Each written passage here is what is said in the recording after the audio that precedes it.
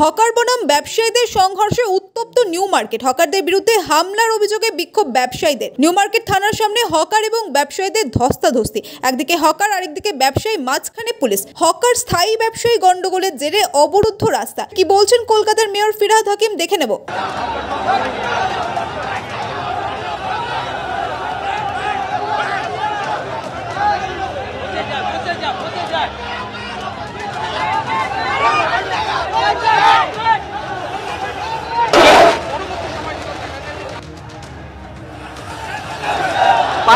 Byte নেব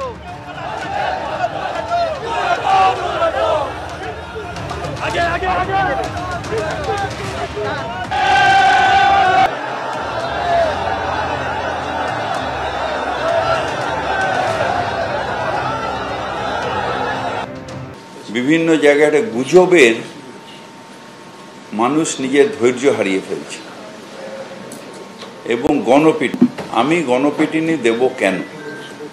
আমার যদি কমপ্লেন থাকে আমি পুলিশকে দেব, পুলিশ তাকে অ্যারেস্ট করবে।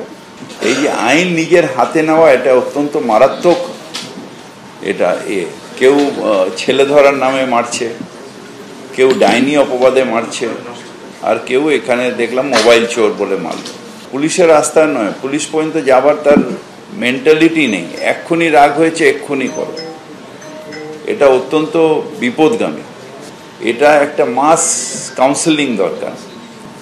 মারাটা একটা হুজুক হয়ে যাচ্ছে।